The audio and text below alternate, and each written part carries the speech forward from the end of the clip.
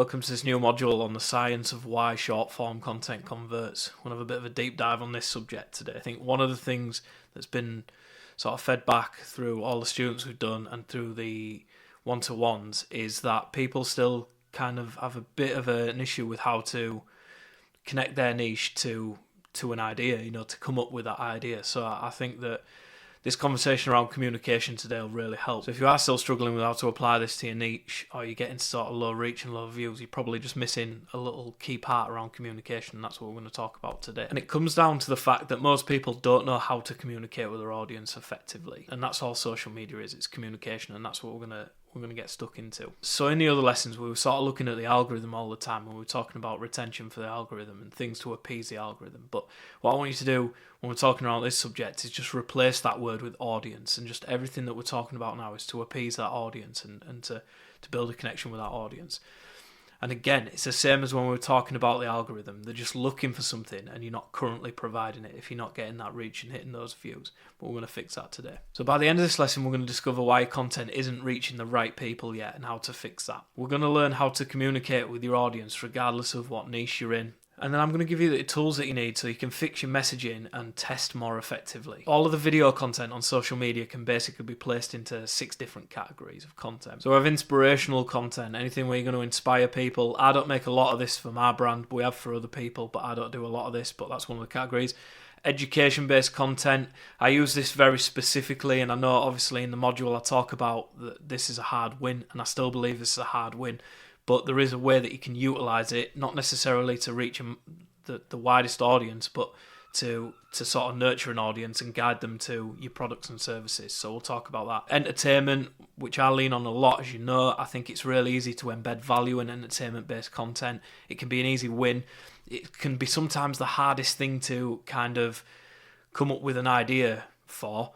But once you do hit that, it's got the sort of biggest potential for the widest reach. So we have political content. Now, political content, you could say political/news, and it doesn't have to necessarily be politics in terms of traditional politics. It could be sort of internal politics within your niche, things that are kind of newsworthy that are happening in your industry. So comedic content can be a bit of an easy win if you can kind of lend yourself to that type of content. And it's one of those that when we talk about communication in a minute, like you'll realise why it's quite an easy win.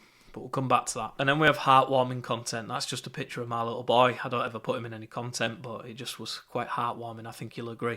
It does tend to be content surrounding kids and pets, really, though. So all of these do have subcategories. So if you think of going half, so I'm cutting things in half, that's like a challenge-based video within entertainment. And we've got Unpatched, which is kind of another entertainment-based channel, but leaning into kind of the podcast format. I think this is one of the things that people have got caught up a little bit with me using halves as a case study, in that they feel now like they have to make a challenge video. And I want to get you out of that mindset today and show you that we can apply all those things we've learned, but within any of these categories, and that's going to be important. You do need a mix when testing. And if I'm working with a big brand or company and we've got limited time, we're going to test as many of these different categories as possible, because again, at the moment we don't know how to best communicate with our audience, and we're going to find that by experimenting and utilising the data. And obviously these can overlap, because you can get something that's entertaining but also funny and also a little bit heartwarming. They can overlap a little bit. Once we plan for that main category, then we have 2 objectives. So far everything we've spoke about has been about one of these objectives, which is about getting views, the most views possible. But not all of your content needs to do that. Some of it can be nurturing content as well, and that's what we're going to look at now. So we don't just have to aim to go viral all the time. Virality is a bit of a byproduct of well put together content, but only if that content is designed to go viral or to reach a wide audience. Not all of your content needs to do that. In the growing half side of things, not so much the going half, but the growing half side of social media that we have, and the stuff that I do with big brands, we use push and pull content. We're not always just trying to bring people in and go viral. Obviously, I know that can be like the main focus at first when you're kind of new to this, and that's that does need to happen. You do need to bring people in and get better at making that type of content. But it's important not to beat yourself up when something doesn't go viral. A good example of it is that on YouTube, the biggest YouTubers, you know, your Mr. Beast and stuff, if you actually look at their videos, every 10 videos, you'll see that only around 3 of them usually are outliers that break their average view threshold. And they'll have like psychologists and media teams and, you know, and graphic designers and all sorts working on that side of things to make sure that each piece of content is optimized to the best of its ability. And even then, only 3 of them usually statistically perform better than, you know, the rest. So if we get 1 in every 10 initially when we're first working on this sort of stuff and when we're testing, that's pretty good going. You know, you could argue 1 in 15, 1 in 20 wouldn't be bad initially, as long as we utilize that data and we learn why that did better, and then we go from there. So pull content is kind of the awareness stage. This is the content that you do want to reach the most amount of people, but this is where it just certainly doesn't need to be about the product. It needs to be things about yourself or about the company that are going to resonate with the most amount of people. And this is what we've been talking about in the previous lessons. So it's breakout content that goes beyond your average view threshold, that brings loads of people in, and it's engineered and designed to reach the widest amount of people. You're not trying to sell anything. You're not trying to even give them any sort of CTA that's going to push them in a direction or anything like that. You're just trying to provide as much value to as many people and get them to come into your world, into your party. So a good example on the Growing House Instagram, I put this up recently, it's done around 3 million views, and it's learning to speak Yorkshire. And it has nothing to do with social media, the courses, anything like that, but it's brought so many people in that then I've been able to turn into leads, and we'll talk about that in a second. Now, the reason I came up with this concept and why I made this particular video is I utilised something called social listening. So I looked at all the comments on my competitors and I looked at all the comments on my content to see what people were talking about and see what people were interested in. And it's really, really abundantly clear that a lot of people lean to working with me because they say I sound quite trustworthy, they like my Yorkshire accent, they like that I'm English, you know, these kinds of conversations, pockets of conversations that are happening in the comments. And so I thought, well, if I lean into that, I know that that's something that a lot of people seem to be interested in, and I was just utilising the data. And like I say, I put this video up and it did like nearly 3 million views straight away. And the Growing House channel up to press, I hadn't done a lot on because I'd set it up to just run the ads. We had a baby 6 months ago, and I've been working with all you guys and a load of other people, and I haven't had a lot of time to focus on my own content. But that's the beauty of this kind of approach, knowing that when I did make a video, I knew it was going to be the right video, and I knew it was going to get more reach than what most people get in 10 years. So across this and TikTok, this did 6 million views maybe. And now I know it's a proven format that I can repeat in the future. What I already had though on the channel was push content. So content that doesn't necessarily go viral. It didn't do 3 million views. All right, you know, some of them did 10 to 60,000 views, which is still good. I appreciate that. But it didn't really matter. What happened was it was directional content that was really valuable, but more valuable to my customer than just to a wide audience. So when those people came in droves by the 3 million, then the portion that watched other content and were interested in my products just found it organically through that process, and then they made an action that led them to be leads.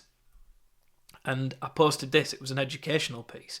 So, and it, ironically saying stop posting educational content, but that was kind of the message. It was like, don't post it unless you know what you're doing, and unless it's for a specific reason, like this was. So I didn't use a traditional CTA in this video. I didn't say things like and share and comment, you know, somebody will like this and things like that. What I actually did was said, if you comment the word lesson, then I'll send you a particular resource. And some of the people here now might have had that resource. And obviously in funnels terms, which you all know I hate talking in, it's a lead magnet in it, but basically in my terms I was just providing more value, or in my head I was just providing more value. So I set it up through an automation with ManyChat. I've got no affiliation with these. In fact, I'm paying for this, and my website can do this, so I don't even know why I'm paying for it, but it's a real simple solution. You can set up automations, so when people say a keyword in your comments, or if they DM you a particular word or things like that, then it'll automatically send them a link or whatever you've set up to send them. So I've got a couple set up. Now, part of the problem with traditional CTAs is things like Instagram, platforms like Instagram now, they call it engagement bait. And if you're saying go and comment and tag a friend or like this just for the sake of liking it and boosting, its perception in the algorithm, then they don't like it. They'll actually shut your content down. What they will allow, though, is if you're sending them to the DMs for more value. So they will allow you to say, comment this word and we'll give you this, because it's an exchange. It's not just an attempt to sort of falsify information on that piece of content to get it in front of more people. Don't use traditional CTAs ever. It would be my advice. If you want to send people to your website and stuff, try it. But personally, I think it's a poor way to approach it. I think a good example is when you see musicians and they say, you can stream my song now on Spotify. Nobody's saying, I wonder where you stream music. Everyone knows if you're releasing a song, what platforms they can find it on, and they'll just go find it if they want to. If you've just got to make them want to. It's the same with your website. Of the 6 categories, the best content for pull content is inspirational, entertainment, political, comedic, and heartwarming, or any combination of those, in my opinion. And they're what we have the best results with. So not just the entertainment-based content like the challenge stuff we do. And I don't want you to get too in your head about thinking that you have to do something that like exactly resembles going halves and cutting something in half. You don't have to. You can do any combination of these, but you just have to know sort of why you're doing it and how you're going to communicate. We're going to get a little bit into the communication side next. The best for the push content is your educational, normal photos and carousels, stories, testimonials, ads. They're for your warmer audience, aren't they? They're never going to bring in massive audiences, but when they do get there, they are going to give them bits of information or tell them things about you that is going to make them like you even more or want to work with you and things like that. So not every piece of content has to go viral, like I say. Some of it can just be nurturing content for people who have come over from that type of content and decided they like you and they want to stick around. So it's nice to have that mix. Why all this works then is that social media is really, really good at embedding all of the natural impulse triggers that we've been using in marketing for years and years and years. And social media accidentally kind of just embeds them all naturally, which is why it works so well. So those traditional impulse triggers are things like trust, credibility, likability, community, reciprocity. You can embed all them within your content. This is why you don't have to be selling the product or service in your content, because if you just become trustworthy, credible, likable, people will want to work with you or buy your stuff anyway. Community plays a massive part as well, because we can kind of embed through lines within that community that people will then just naturally adhere to when they come into a community. So the way that people operate as a rule is when you go into some sort of community, any type of community, you tend to just adopt the norm and the practices. So how you can utilize that is if you create a community that you sell to and people just accept the fact they get sold to in that community and they talk about the products they've bought and they talk about the experiences they've had, then no one will ever be upset if you try to sell to them in that community. Where people do get upset is where you just provide loads of value and you never kind of allude to the fact that you're going to sell to them, and then out of nowhere you kind of rug pull and say, right, this is actually a business surprise. And people get turned off by that because you've kind of embedded a culture in your community that everything's free. So even though it might have been the same thing you're always selling or planning to sell, it can upset people sometimes. There was a really good example on YouTube, I'm not sure who it was, but what happened was they made really good content, they got millions of followers, and then they wanted to up the production value. So they basically made every week's episode like Netflix quality, and then after a while it was unsustainable, so they turned around to the community and said, please can you support us now? We're going to put 1 up on YouTube and we're going to put 3 behind a paywall, and you're going to pay to get the other 3, and it'll allow us to keep making the mix of both. And the audience said, no, we're not paying for it. And they said, well, that's really unfair because we're making this really high quality content for you and you want the content, but you're just not willing to pay for it. And the community kind of said collectively, we never asked you to make Netflix quality content. We were happy with the content you were making. You wanted to make that style of content. We shouldn't have to foot the bill for it. And it was just because there was never an expectation to pay for it. And they kind of, like I said, they pulled the rug out from under the audience and said, right, we're charging for that now. So you have to be careful with community, but obviously we can utilise it really effectively for sales. Now, the biggest one that I utilise and my favourite, and the thing that we've actually been alluding to in every lesson that we've done so far, is this idea of reciprocity. It's the idea of providing that much value for people that they just feel like they owe you a favour anyway. And what happens then is, when you do announce a product or a service, they're kind of like, well, actually, I kind of owe them anyway. And it makes them much more open to sort of buying from you. along with all the rest of these, like trust and credibility and likability are obviously massive as well. Now, KSI here is another great example of where the product doesn't need to be the content, in the fact that he made gaming content initially, I believe, and then he had sort of cultural-based content where it was like human Tinder and things like that, and it was all just quite comedic and a bit of a laugh and very cultural and very over the time.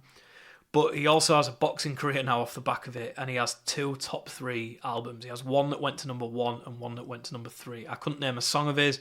I've never heard any of those albums, but because he had such a massive community and he was likable and he was trustworthy and he was credible to those people, they got him 2 top 3 albums, which, as somebody who was involved in music for a long time who has no top 3 albums, it's quite embarrassing, really. But his success was based on the fact that he'd built this online community. If you think about him, what he's doing now is he's selling energy drinks with one of the, is it Logan Paul? One of the Paul brothers. So he's utilised that following. He spent years and years just giving and giving and giving and entertaining people, that when he did ask for things, he'd provided that much reciprocity that they all went out and bought it. So once you know all that, what's the big issue then? What's holding you back? Well, it's still the fact that the audience and the platform expectations are vastly different. In the fact that when social media came about, it was just that, it was social media. But over time, because it naturally did embed all of those impulse triggers, they realised it was a great marketing tool. So they made the business model to sell ads. Now the businesses recognised obviously it was a high performing way to get ads in front of really targeted people, because they had so much information on people, because they'd been sharing it for years and years. And that just fueled the platform's sort of business model, because it worked really well. And from an audience side of things, you were getting targeted ads, and you are getting targeted ads, and you are buying things that are more relevant to you. And it does work. The whole system does work. But the problem is the audience still don't go onto social media to ever be sold to. When you signed up for social media, you signed up to a social platform, didn't you? And you signed up probably to follow some friends and communicate. And then over time, we've realised that we can use it as a tool, and we've started trying to go viral and all the rest of it. But when you initially sign up, you actually go on there to communicate, like we've been talking about. It's all communication. So there's a massive disconnect now between what the platform expectation is and what the audience expectation is when they sign in every night, when they're laid in bed or whatever. And the creators kind of fall in the middle, but they tend to lean on what the platforms want. We always talk about what can we do to appease the algorithm and help the platform. But actually we should be saying, what can we do to appease the audience? Like I say, replace algorithm with audience. How can we appease them? And then over time, transition them into our business and things like that. It's designed for communication, so we have to be communication focused when we're designing content. We have to put that at the forefront of our design process too. So when I'm designing content, I ask myself 3 big questions. I say, how does it serve the audience? How does it represent the brand? And how does it communicate that? How does it serve the audience is always the first question. What value is it providing? Like I say, if it's a push piece of content, it might be, right, it's going to serve the audience because it fixes a specific problem and I need to send them to where I can help them. If it's a pull piece of content, it might be like, right, it just provides loads of reciprocity and they're going to love it. How does it represent the brand becomes the next most important question, because you could just go running naked down High Street and you'd probably make your local newspaper and things, and you'd probably get a lot of media attention, and it would serve the audience in that it would be absolutely hilarious. But are they going to want to work with the lunatic that runs naked through the streets? Maybe. It depends on your business, I suppose. But for the most part, probably not. Certainly not mine. Certainly not if I was naked, I'll tell you that for free. So then the last question, how do you communicate it, is about the packaging. It's how do you place that into something that works well on the platform and holds the retention and all the things that we spoke about in the previous lessons. That's that step. But you need to ask yourself the first 2 questions first. But it equally is why the product doesn't need to be the content at all when you look at that system and when you think about the examples that we spoke about. So the next layer of it then during the planning phase is, if it's all about communication, you need to know who you're communicating with. And most businesses will have a really clear avatar picture in mind, but they'll probably be wrong. The other thing is that your ideal customer, your ideal avatar, isn't always your ideal audience on social media, which sounds counterintuitive, and I will explain it in a minute, but it's very much the case. But first we need to talk a little bit about communication styles and what that looks like on social media. There's this thing called process communication model that you might have heard of. It's not something I've come up with. It was designed by this doctor whose name I know but I can't pronounce, and it doesn't matter anyway. It'll matter to him because it's his name, and obviously this is his life's work, so it will matter to him. But he came up with it in the 1970s, and it was adopted by NASA to train astronauts. Again, I don't really know the connection. I don't know how they utilised it to do that. Again, it's irrelevant. Not to NASA, it was really important, but to us as content creators and businesses, it's a little bit irrelevant. But it is obviously effective, is kind of what I'm getting at. What it basically states is that there's these 6 communication types. So you've got your harmonizer, your thinker, your persister, your rebel, your imaginer, and your promoter. And each one of those has a different currency of what they value the most when you're communicating. So harmonizers, it's emotion; thinkers, it's logic; persisters, it's value; rebel, it's humour; imaginer, it's imagination; and promoter, it's charms. We all have a little bit of all of these in us, but we'll all have a dominant communication style that we prefer to communicate with, and it'll be one of those. Now, when I've looked it up, allegedly the most dominant in the Western world are the harmonizer, the thinker, and the rebel. I can't quote my sources because this isn't a government white paper, it's just a frigging lesson about social media, but those are the 3 in theory that are going to give you the widest possible net and the widest possible audience if you hit those. Now, I have tested it, and that Yorkshire video that I put together was a good example of where I embedded all them things. It was emotional in that it was talking about, a specific place and type of people, and anyone who knows somebody from there or has been there will feel emotionally connected to the content because they'll laugh and they'll think, oh yeah, I've kind of experienced that, or I have my own story about that.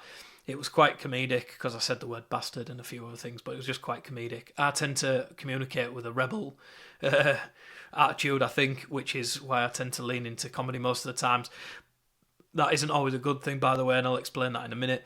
And then the other thing, it was quite logistical in how I packaged it, in that it was laid out in quite a logical fashion. And like I said, it did 3 million views, so I've tested this quite a lot with different content, and it does seem to work. If you hit those 3, you tend to have a good chance. If the content's good, you tend to have a good chance of going viral. Now, one of the big things, like I say, is companies tend to have an avatar in mind, so they tend to think they know their audience really well, but what they don't usually know is how they're best going to communicate with them, like I say, on social media, and which one of those that their audience will fall into. And the other thing is, with this pull style of content, the people that you're reaching don't necessarily need to be that avatar, like I say. They don't need to be the people who are going to buy the product. They need to be the people who are going to share your content. Which, again, I know it sounds counterintuitive. So a bit of an example, I was working with a client a couple of weeks ago, and he taught fitness coaches how to get more clients. And he used to be a fitness coach, but now he was somebody who taught fitness coaches. So all his content was kind of push style content. It was all quite transactional. It was all directional. It was all saying, this is what I do really well. This is an example of it. This is why you should work with me, so come here and work with me. But that is so specific that anybody who doesn't need that service isn't going to share his content. And anybody who does need his service isn't going to ever discover that content, because the paid marketing side of these platforms is really targeted, but the social media, the organic social media side isn't. It just puts it out to a group of people. Over time it'll learn, but if you don't have, 1 million views worth of data plus, it kind of is always going to be testing, especially if you're making different things. So what you need to do is you need to find the group of people that are going to share your content on a mass level, and within that will be the people who then resonate with your push style content and go to your product. And that, I've seen that happen in my own business. I know that to be true. And the way that he would have done that was, rather than targeting people who were fitness coaches who needed to learn what he had to offer, he needed to target people who had a fitness goal, or who had lost a lot of weight, or were talking about dieting and things like that. Things that, like, so if I was dieting, I would have shared it with my missus, or, whatever that looks like. Or they might have even shared it with the fitness coach that they're working with.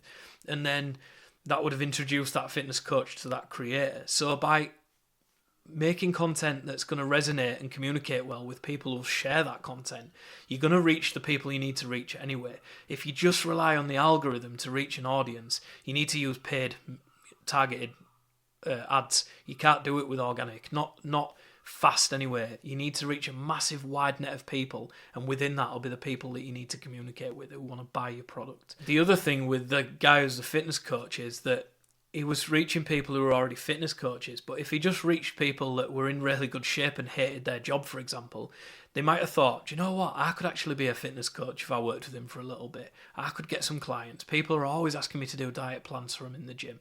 And then he might have converted people he didn't even know were going to be customers yet, that they didn't even know they were customers until they were introduced to him and saw what he offered and then decided, actually, that's something that I could do.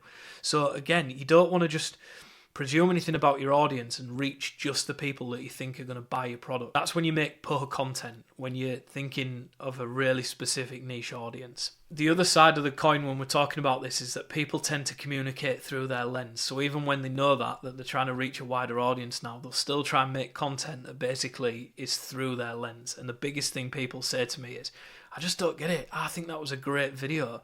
Then it's like, yeah, you friggin' will do because you made it for you. But if your audience, your clientele, don't communicate in the same way that you do, it doesn't mean that you'll clash with them and things. You'll probably be really good at it in real life, tailoring your communication to people that you're working with. But you just need to get better at doing that on social media. And the way to look at it is, it's like having a favourite key. It's your favourite key. It's a Harry Spanker. It's brand new and it looks absolutely amazing. And you've got a chest with everything you could ever need in life in there, but you're just adamant you want to use your favourite key. Even though it doesn't unlock the padlock, you just don't care because it's your favourite key and that's what the key you want to use. But actually, if you want to get into that padlock, you need to start using keys that you're not fond of. I know it's a stupid analogy, that one. I use a 3-step testing system that I find really simple and I find it really easy to apply to content. Like in science, it would be like theory, prediction, experimentation and observation. But I find it like in content, it can be boiled down to these 3 things. It's value hypothesis. It's everything we spoke about in the last course. It's a question of like the product doesn't need to be the content, but what does need to be the value? What does need to be the guy UX within that piece of content? You know, how does it serve the audience? How does it represent the brand? How do I communicate that? Just ask yourself those 3 questions and come up with your concept that you're going to test. And then you're going to go through the create system that we've already spoke about. You're going to test that piece of content.